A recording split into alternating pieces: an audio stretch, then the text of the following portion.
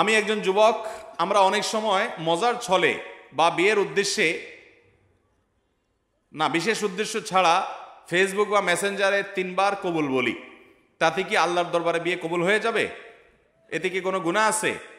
পোলাপান বান্দরামি করার জিনিস খুঁজে পাও না? না, অনেক পোলাপান এগুলো করে। এমনকি এই যে নাটক সিনেমাতে অনেক সময় অভিনয়ের অংশ হিসাবে এগুলো করে না অভিনেতারা? এদের মধ্যে কেউ যদি মুসলমান হয়, কার যদি আল্লাহর প্রতি বিশ্বাস না থাকে তার কথা ভিন্ন হয়, বেঈমান নিয়ে আমাদের আলাপ নাই। যে মুসলমান, যে আল্লাহর প্রতি ঈমান আছে, তার জানতে হবে নবী করিম সাল্লাল্লাহু আলাইহি ওয়াসাল্লাম বলেছেন, সালাতুন জিদ্দুহুন্না জিদ্দুন ওয়া হাজলুহুন্না জিদ্দুন। 3টা বিষয় সিরিয়াসলি করলে যা হবে, দুষ্টুমি, রসিকতা, অভিনয়, মজা করে করলে তা হয়ে যাবে কাহিনী বড় খতরনাক, বড় জটিল। অতএব আপনি দোস্ত দুষ্টামি করে কোনো ক্লাসমেট মেয়েকে বললেন অন্য 2-3 দোস্তের সামনে যে আমি ওরে বিয়ে করলাম, এবং সেও অ্যাডাল্ট, আপনিও অ্যাডাল্ট, দুজন সাক্ষীও আছে। আর বিশেষ করে নাটকে যেটা হয় যে অভিভাবক অনেক সময় থাকে, যদি সত্যিকারের অভিভাবক থাকে, ওখানে তো সব বকওয়াস অভিভাবক। মেয়েদের তো বিয়ে অনেক আমাদের মতো মেয়েদের বিয়ে অভিভাবক ছাড়া হয় না, কিন্তু হানাফি মাযহাব অনুযায়ী অভিভাবককে জরুরি না, যদি অ্যাডাল্ট হয়ে যাবে তাহলে সেক্ষেত্রে হানাফি মাযহাবের আলোকে এই বিয়ে হয়ে যাবে। 2জন সাক্ষীর সামনে শুধু বলছেন প্রস্তাব, সে বলছে কবুল, দুষ্টামি করে বলছেন, বাস কাহিনী খতম হয়ে গেছে। কথা বুঝেন নাই? খুব জটিল একটা বিষয়। ঠিক তালাকের বিষয়টাও এরকম। আপনি বলবেন যে হুজুর আমি তো আসলে তালাকের উদ্দেশ্যে বলি না, আমি তো ভয় দেখানোর জন্য বলছিলাম, কাম হয়ে যাবে, এরপর আর এসব বলে লাভ হবে না। অতএব এগুলো সাবধানে করতে হবে। আল্লাহ আমাদেরকে এই সমস্ত বিষয়, হেয়ালিপনা, দুষ্টমি, এগুলো থেকে বেঁচে থাকার তৌফিক দান করুন। সব জায়গায় ফাজলামি না। আমাদের নবী হযরত মুহাম্মদ সাল্লাল্লাহু আলাইহি সাল্লামকে না সৃষ্টি করলে নাকি আল্লাহ তাআলা কোনো কিছু সৃষ্টি করতেন না, এটা কতটুকু সত্য?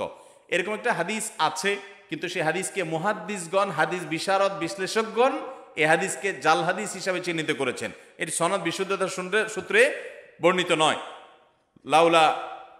লাউলা খলিকতু লামা খলিকাতিল আফলাক।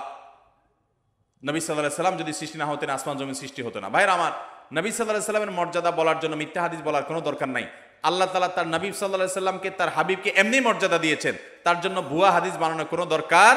তিনি সকল নবী রাসূলদের মধ্যে শ্রেষ্ঠ, তাকে আল্লাহ মেরাজে ডেকে নিয়ে সম্মানিত করেছেন, তাকে আল্লাহ তাআলা কিয়ামতের ময়দানে হাউজে কাউসার দান করবেন, তার শাফাআত হবে সবচেয়ে বড় শাফাআত, শাফাআতে কুবরা।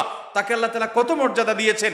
অতএব ভুয়া ভিত্তিহীন হাদিস বলার দরকার নেই। বুখারীর হাদিসে আসছে, তিনি বলেছেন লা তুতরুনি কামা আতরাতিন নাসারা ইবনে মারইয়াম। খ্রিস্টানরা ঈসা আলাইহিস সালামের মর্যাদা বেশি বলতে গিয়ে ওনাকে আল্লাহর সন্তান বানায়া ঈমান হারা হয়ে গেছে। তোমরা আমার মর্যাদা বলতে গিয়ে এরকম সীমা লঙ্ঘন করবা না। এরপরে প্রশ্ন হলো, মোজ ধোয়া পানি পান করলে নাকি হারাম হয়, আসলে হাদিসে এমন কিছু আছে কিনা? মোষ ধোয়া পানি খেলে বা মোষ লাগলে কোনো কিছু খেতে গেলে সেটা হারাম বলে হয়। হারাম তো পরের কথা, অনেকে বলে মাকরুহ। হারামও হবে না, মাকরুহও হবে না। কারণ মোষ যদি থাকে আর পানি যদি আপনি খেতে যান, তো একটু আধটু লাগবেই লাগবে, যত ছোট থাকুক একটু হইলেও লাগবে। এখন যদি বলেন যে না আমি লাগাবো না, তাহলে মোষ বড় রাখতে হবে অনেক, এবং সে মোষ কিছু একটা দিয়ে চিমটি দিয়ে ধরে মুঠে ধরে তারপর খাইতে হবে। এছাড়া তো আমি কোনো উপায় দেখি না। কারণ যদি ছোট ছোট মোষ হয়, পানি খাবে না, লাগবে না, তাহলে ঠোঁট ধরে উঠে রাখতে হবে। তাহলে বোঝা গেল এটা ভুয়া, ভিত্তিহীন কথা। মোষ যদি লেগে যায়, ইচ্ছাকৃত তো মোষ ধোয়া পানি, মোষ ধোয়া খানা, মোষে লাগলে সেটা খাবেন না আপনি। কারণ হলো সেটা তো আর পরিষ্কার করে হওয়ার সময় জীবাণু থাকতে পারে, ধুলাবালি থাকতে পারে। ইচ্ছাকৃত এটা করেও না কেউ, কিন্তু অনিচ্ছাকৃত যেটুকু লেগে যায়, এটার কারণে হারাম তো দূরের কথা, মাকরুহ হবে না। এটা ভিত্তিহীন কথা। কথা বুঝাতে পারছি? কোন মদ করে বলে শুনছে এই ফতোয়া যে মোজ ধোয়া পানি খাইলে গুনাহ হয়, মাকরুহ হয়। এই জন্য সে মদ খাওয়ার সময়, তার মোজ বড় ছিল, উঠায় ধরে মদ খাইতো। যে মদ খাওয়ার সময় যদি মাকরুহ হয়ে যায়, তাহলে আল্লাহ নারাজ হয়ে যাবে। এই জন্য সে মোজ উঠায় নাকি মদ খাইতো। আল্লাহ জানে সত্য না মিথ্যা, ঘটনা শুনছি আমরা অনেক ছোটবেলা থেকে। তো যাই হোক, তো মোজ ধোয়া পানি খেলে বা কিছু খেতে গেলে, মোচে লেগে গেলে আসলে কোনো গুনাহ হবে